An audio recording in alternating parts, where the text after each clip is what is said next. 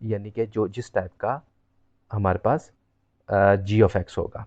Step 3 में हम ये करेंगे कि हम इस जी ऑफ एक्स जो हमारे पास वाई पी है एज्यूम किया है, इसको अपनी नॉन होमोजीनियस डिफरेंशियल इक्वेशन में सब्स्टिट्यूट करेंगे।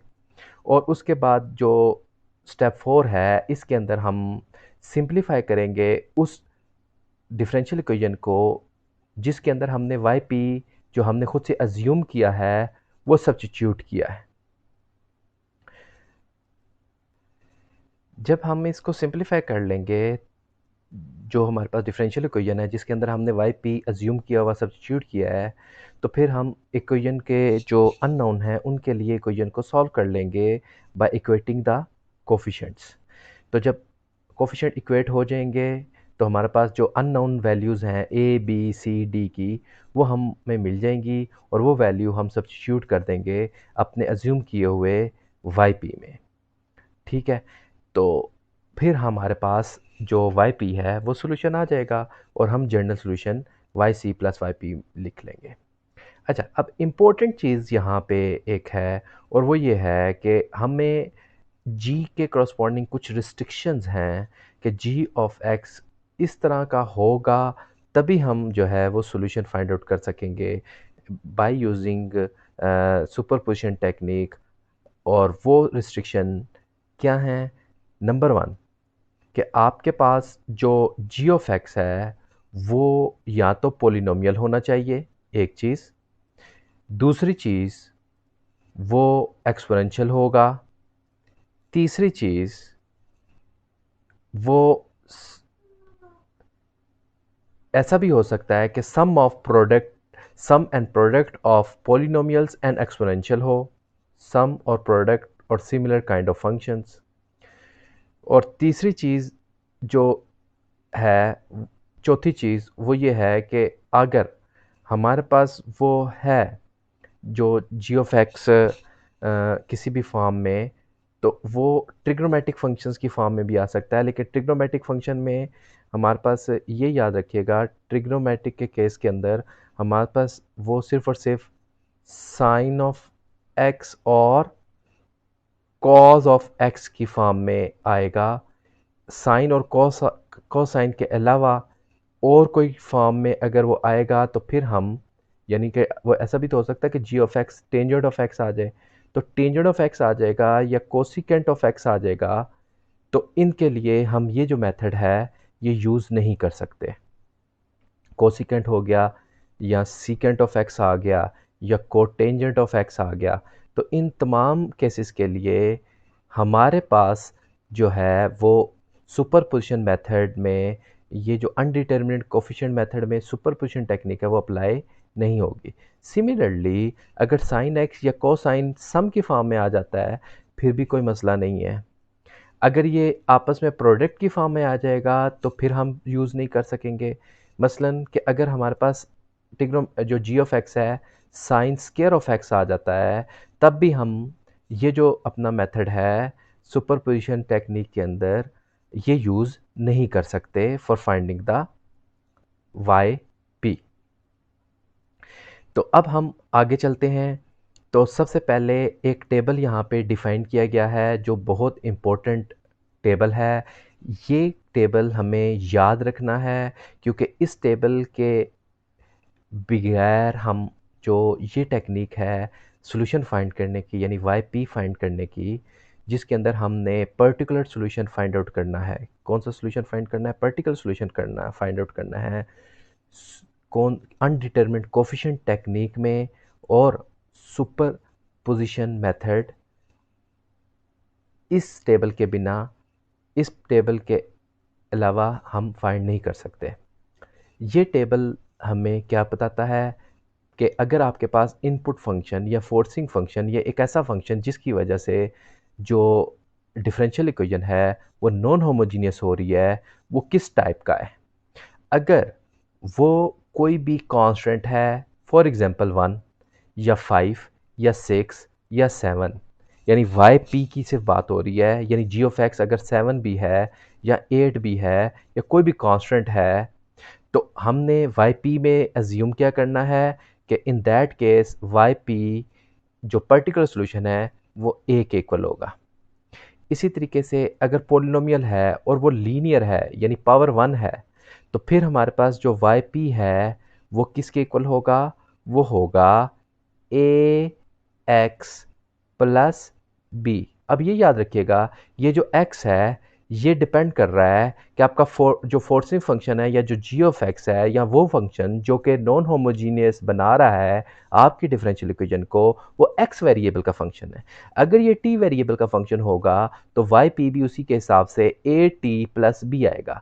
इस केस के अंदर हमारे पास याद रखिएगा कि ये जो a है that a is a constant, that b is a constant, और ये अनडिटर्मिनेट कोफिशिएंट्स हैं जिनकी वैल्यू को हमने फाइंड आउट करना होगा। इसके अलावा अगली केस ये आ जाता है कि अगर हमारे पास पोलिनोमियल है और ये जो पोलिनोमियल है ये किस फॉर्म में है? पावर 2 की फॉर्म में है, तो फिर हमने अज्यूम क्या करना है? A x square plus B x plus C.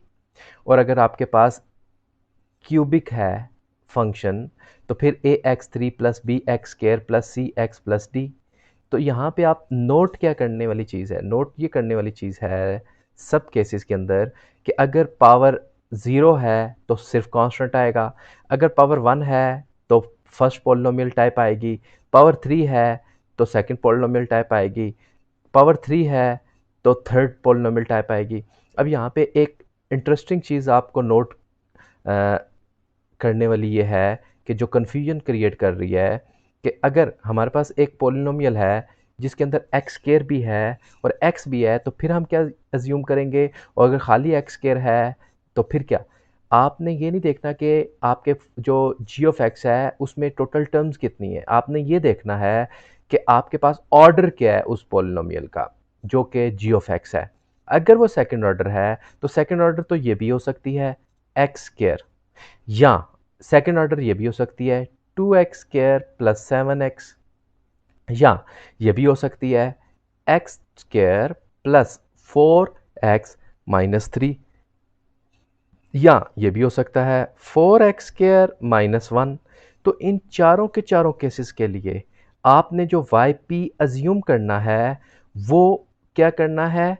Capital A x square plus B x plus C. अब बेशक खाली सिर्फ और सिर्फ एक्स स्क्वायर आ रहा है, अपीयर हो रहा है, फिर भी यही एज्यूम करेंगे। अगर 2x स्क्वायर प्लस 7x आ रहा है फिर भी यही एज्यूम करेंगे।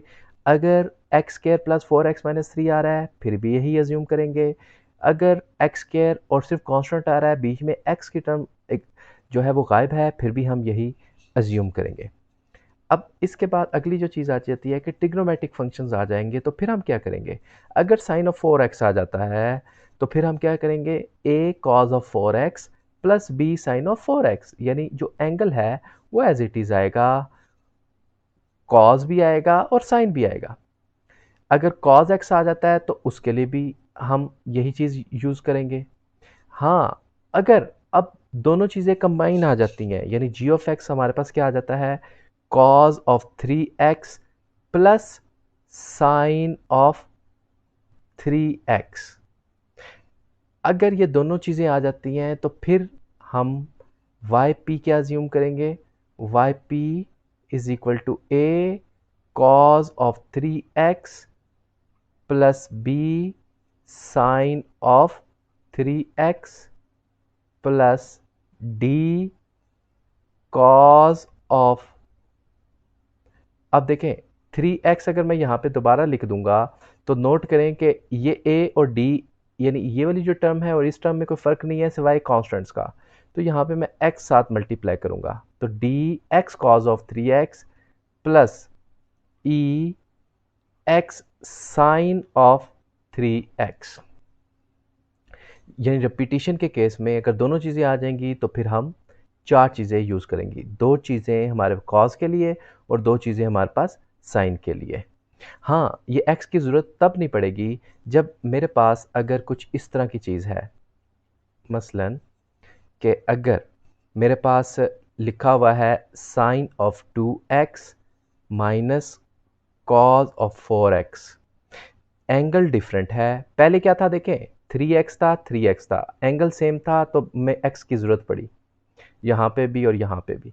अब यहाँ पे एंगल जो साइन टू के अंदर है वो डिफरेंट है और कॉस के अंदर डिफरेंट है, तो यहाँ पे हम जो वाई पी अज्यूम करेंगे वो क्या होगा, A cos of 2x plus B sine of 2x। ये इस साइन ऑफ 2x के लिए कंप्लीट हो गया। फिर सी कॉस ऑफ 4x प्लस, अब आप कहेंगे कि दरमियान में माइनस है तो हमें माइनस लेना चाहिए। बिल्कुल नहीं, इस माइनस से कोई फ़र्क नहीं पड़ता, ये प्लस होगा तो तब भी हमने यही लेना है। क्यों नहीं फ़र्क पड़ता, क्योंकि सी तो कांस्टेंट है। तो कांस्टेंट अगर ये नेगेटिव है तो शायद सी की वैल्यू नेगेटिव आंसर आ जाए, तो इससे कोई फ़र्क नहीं, हमेशा प्लस से ही आपने याद रखना है, प्लस। अब डी, डी मैंने ऊपर यूज़ किया था, ऊपर सी मैंने यूज़ नहीं किया था जानबूझ के, कि आप इसको ना याद रख लें कि हमेशा A B C he use करना है, आप कोई भी कांस्टेंट यूज़